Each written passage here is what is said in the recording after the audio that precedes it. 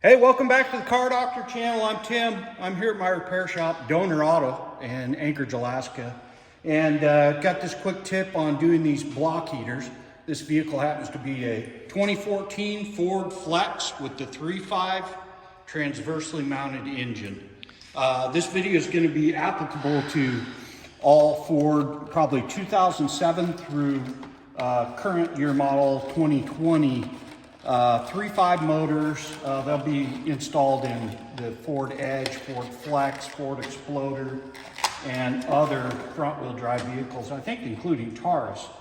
But we're installing a block heater in the stock location, and I'm going to recommend this Philips Temro product, not the Cat's heater.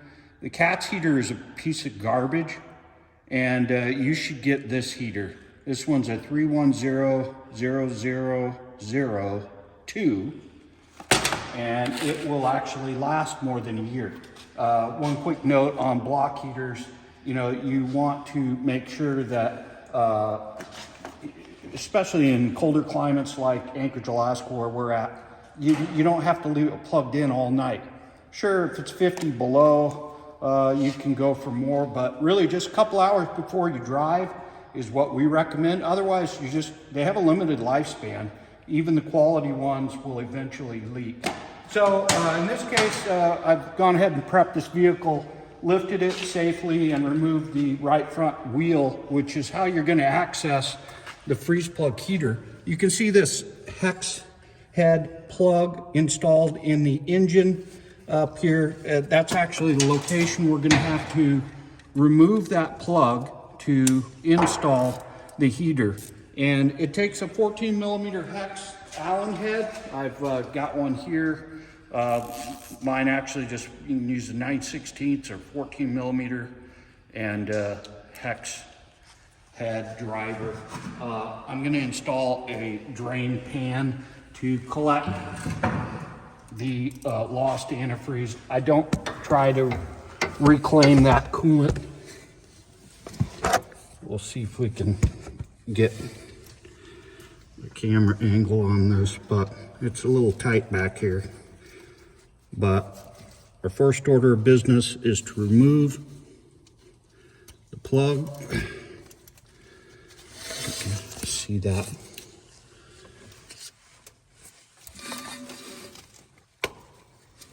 There we go. This is a long-handled flex head, 3/8 drive ratchet that I'm using to access it.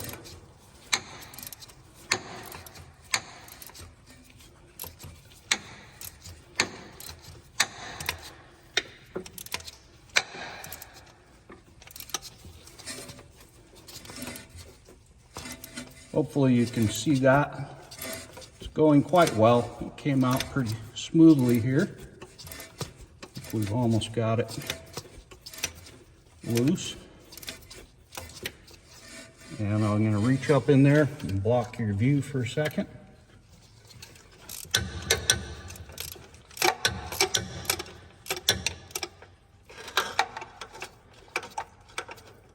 And there we go. And watch the camera there.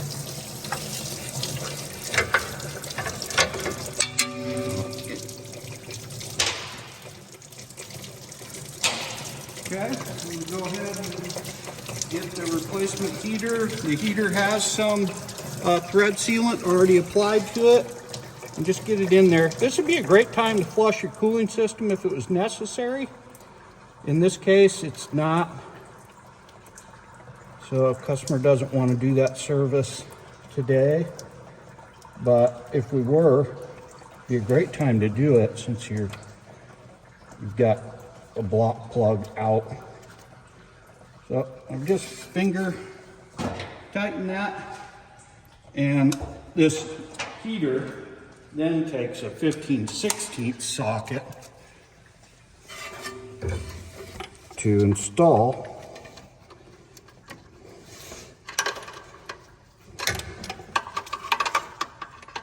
Now I suppose you could use a wrench if you had to.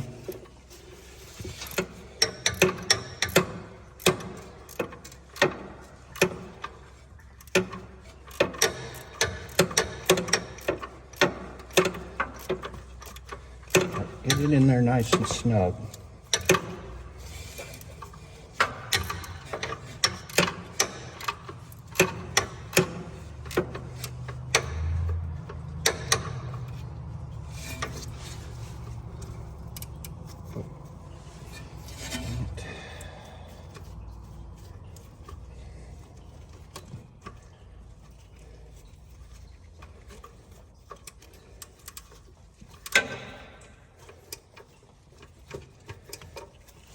I seem to get jammed in there.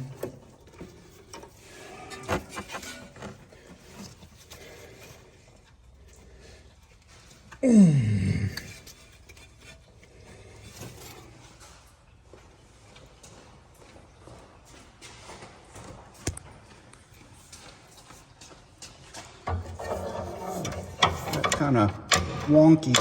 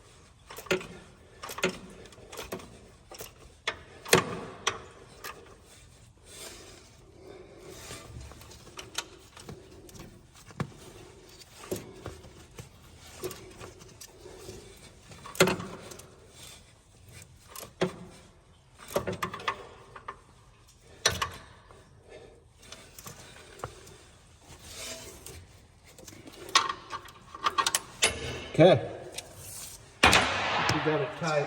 So that's just a matter of routing the cord, attaching it, make sure it's securely attached to the block heater, seated fully.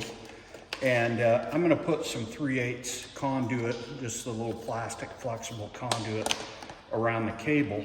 And we're gonna route it just up this right side inner fender well on the inside of the engine compartment, and just bring it out over the front. Tie wrap it in several spots. We don't want this to get tangled up in the, you know, the fan belts and whatnot.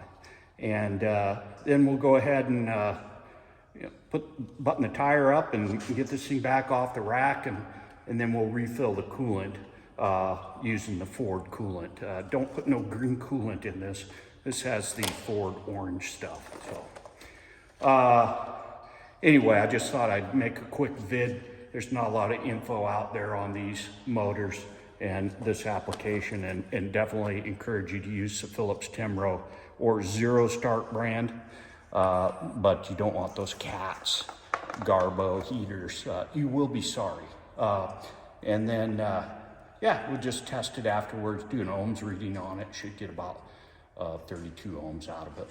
All right, well, I hope this video has been helpful. I appreciate you watching the Car Doctor channel, and we'll catch you next time. Take care.